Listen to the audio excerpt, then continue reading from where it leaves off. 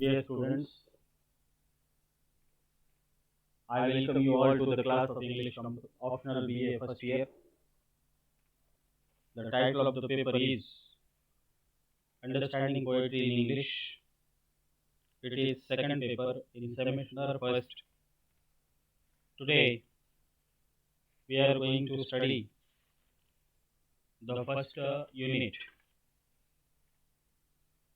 The title of the unit is Elements of Poetry.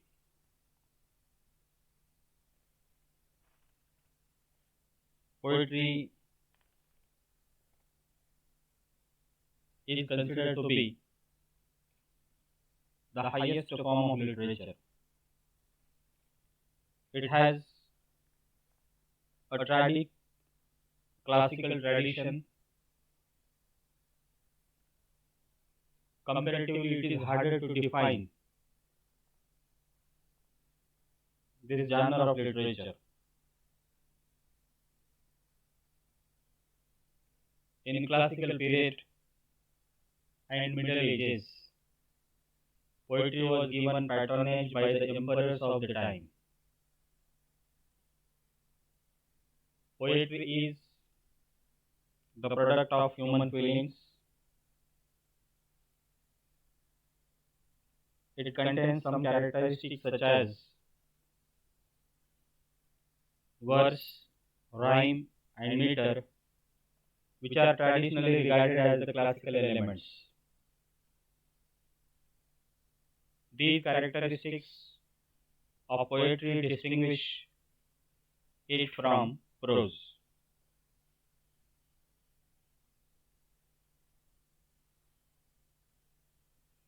Poetry helps us to make sense of ourselves in the world.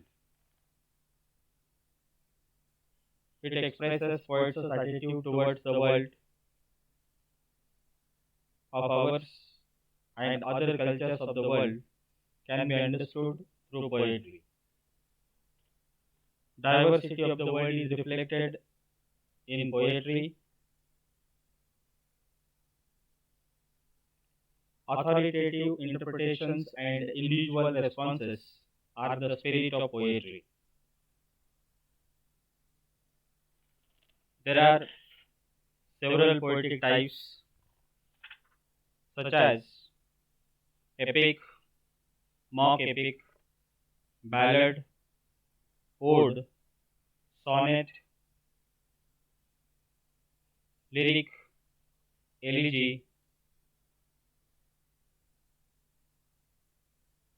and epigram, and finally epitaph. Epic is a long narrative poem. Mock epic is one of the forms of poetry. It is a humorous classical form of epic which expresses new viewpoint of the poet. Ballad is another form of poetry that deals with a narrative story. Ode is a poem written in praise of a person, an object, or an event. Sonnet is one of the most popular forms of poetry. It has two major styles, English and Italian. English style is known as Elizabethan or Shakespearean style of sonnet writing, and Italian style is known as Petrarchan style of sonnet writing. Lyric is a poem having musicality in it. It was originally designed to be sung. The next type of poetry is elegy. Elegy is a poem with melancholic mood. It is a sad and thoughtful poem. It is always written to lament the death of a person. Epigram is a short poem. It is a satiric couplet or quatrain comprising a single thought or event. Epitaph, it is a brief poem or statement in memory of someone who is dead. It is used as inscription on the tomb made out of stone.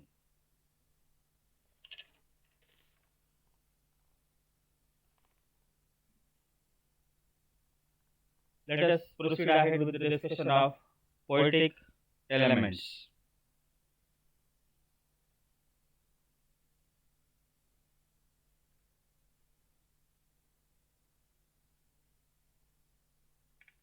Stanza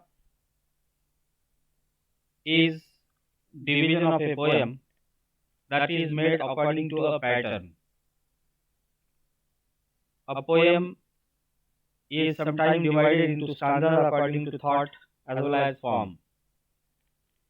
Stanza is a unit similar to paragraph in prose. Another element of poetry is meter. In verse, a rhythm established by a pattern of similar stressed and unstressed syllables is called meter.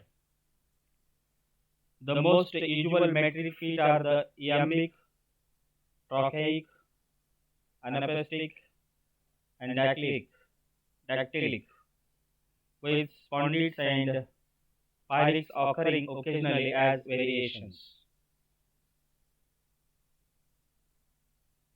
There are 8 types of meters, such as monometer, dimeter, trimeter, tetrameter, pentameter, hexameter, heptameter, and octameter. Line is another element of poetry. It is the line that marks the distinction of poetry from prose. Poetry is arranged into a series of units that do not necessarily correspond to sentences, but rather to a series of metrical feet. Verses is another element of poetry. Verse is a line of poetry. It is a general term for metrical composition. In other words, verse is one single line of a poem arranged in a metrical pattern. It is also a piece of poetry or a particular form of poetry such as free verse, blank verse, etc. Rhyme scheme. The pattern or the sequence in which the rhyme sound occurs in a stanza or poem. For the purpose of analysis, rhyme schemes are usually presented by assigning the same letter of the alphabet to each similar sound in the last word of a line. Rhyme is a similarity or identity of sound in the accented syllables of two or more words. Similarity is based on the vowels of the accented syllables.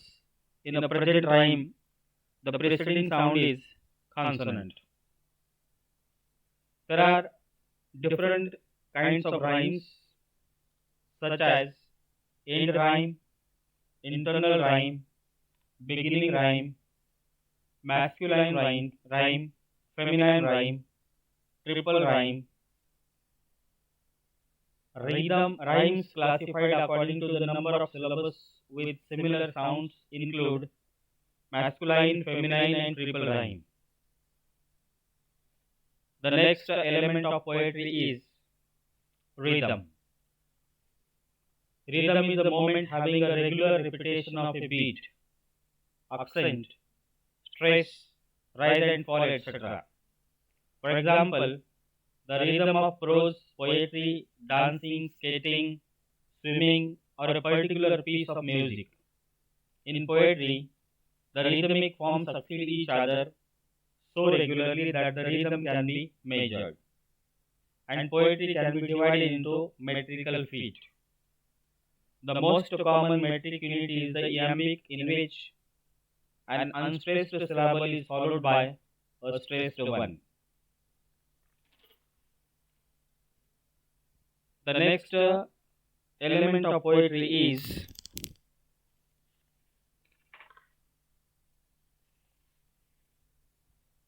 figures of speech. A figure of speech is a phrase or word having different meanings than its literal meanings. It conveys meaning by identifying or comparing one thing to another. There are many figures of speech. Some of them are considered here: assonance, consonance, euphony, repetition, allusion, ambiguity, euphemism, etc.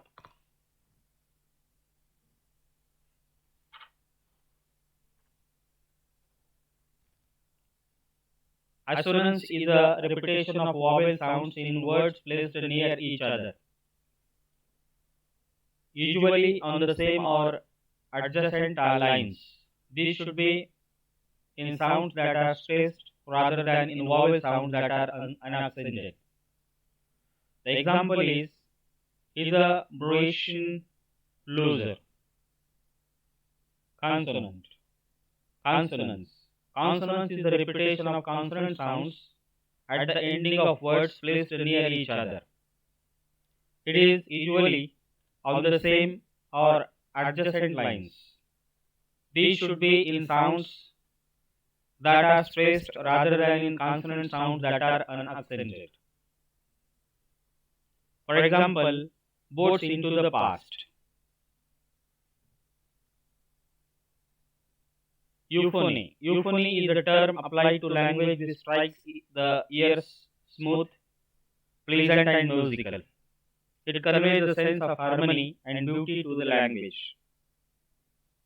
For example, when oars divide the ocean, two silver for a seam, or butterflies of blanks of noon leap flashless as they swim. This stanza is derived from a poem, A Bird Came Down the Walk, written by Emily Dickinson. Repetition is another figure of speech. Reappearance of a word, phrase, sound or idea to secure emphasis is called repetition. For example, I was glad, so very, very glad. The next element of poetry is allusion, a figure of speech making casual reference to a famous historical or literary figure or event is called allusion. For example, I know not where is that Promethean heat that can thy light resume. This is derived from Shakespeare. Ambiguity is another figure of speech, the expression of an idea in such a way that more than one meaning is possible. There are two types of ambiguity, such as intentional and unintentional ambiguity. The example of first is Juliet's reply to her mother in Shakespeare's Romeo and Juliet, Act number 3, scene number 5. Unintentional ambiguity is always due to inexact pronoun references, poor pronunciation, faulty or inverted word order, undue brevity and compression of statement, and the use of a word having two or more meanings.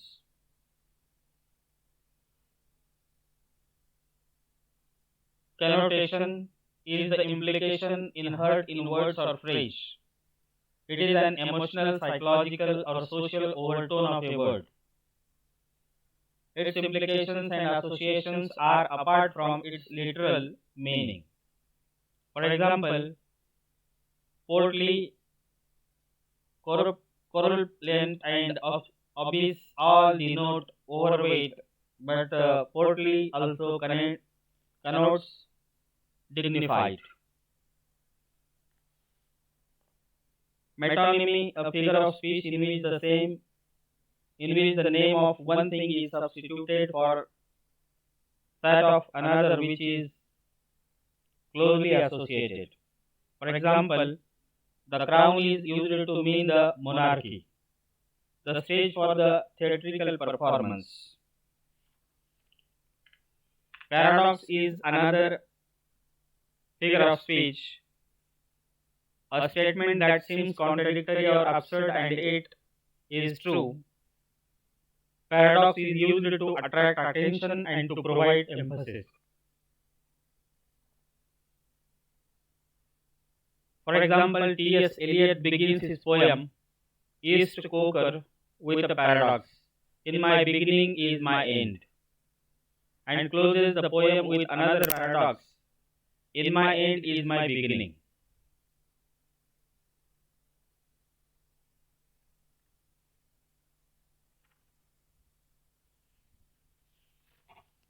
Let us have glance at the poetic devices. Poetic device is a technical attempt of the poet to use words in a different ways to create meaning. The words used in poetry are different from the prose. There are some figures of speech that are used as poetic devices. Poetic devices comprise the way words rhyme and create rhythm when spoken. Poetic devices are used to arrange the words in ways that express their meaning. The mood of the poem is set by the poetic devices such as rhyme, rhythm, alliteration, simile, metaphor, allegory, onomatopoeia, personification, irony, and hyperbole are the most common figures of speech that are used as poetic devices. Alliteration is a poetic device in which the sounds are repeated constantly at the beginning of words placed near each other. It is so on the same or adjacent lines. For example, Betty bought the butter, but the butter was bitter, butter, bitter, bitter. Rhyme. In English versification, standard rhyme consists of the repetition in the rhyming words of the last stressed vowels and of all the speech sounds following that vowel. For example, late fate, follow hollow. The next poetic device is rhythm. It is the rhythm that distinguishes poetry from prose. It is related to the production of the language. Nearly everyone responds on some level to the organization of the speech. Rhythms into a regular pattern of accented syllables separated by unaccented syllables. For example, I thought you are a golden swan. Simple example is I thought you are a golden swan. The next poetic device is simile. Simile is a figure of speech in which there is a comparison between two different things having similar aspects in them. This comparison is always introduced with the words like or as. For example, he fights like a lion. Another example, he swims as fast as a fish. Metaphor is next a poetic device. Metaphor is a figure of speech that compares two or more things not using like or as. It is a direct comparison between two unlike things, stating that one is the other. For example, he is a lion. Allegory is the next poetic device. It is the literary form in which something is presented in the guise of another. Each character in the narrative stands for some moral value. Even events can have different meaning, totally different from the surface meaning. In Bunyan's The Pilgrim's Progress, the Christian's literal journey are obviously meant to stand for his spiritual journey. The next poetic device is onomatopoeia. Onomatopoeia is figure of speech in which word or words whose sound itself conveys the sense in which it is used. For example, it cracked and growled and roared and howled like noises in a sound. Personification is next poetic device. It is a figure of speech in which human characteristics are attributed to an abstract quality, animal or inanimate object. Here the poet gives human emotions to the inhuman thing. For example, I saw the fog sleeping between the furrows. The next poetic device is irony. It is the statement in which meaning that a speaker implies differs sharply from the meaning that is superficially expressed. It is a contradictory statement or situation to reveal a reality different from what appears to. There are three types of irony: verbal irony, dramatic irony, and situational irony. Verbal irony is a statement in which the meaning that a speaker implies differs from the statement made. Dramatic irony is it is one of the dramatic devices. It occurs when the audience or the reader knows more the characters on the stage about events or the situation that will be taking place. Situation irony is related to the difference between the actual result of situation and what is expected to happen. For example, don't be serpent in the garden. Another example is something is rotten in the state of Denmark. The last poetic device is hyperbole.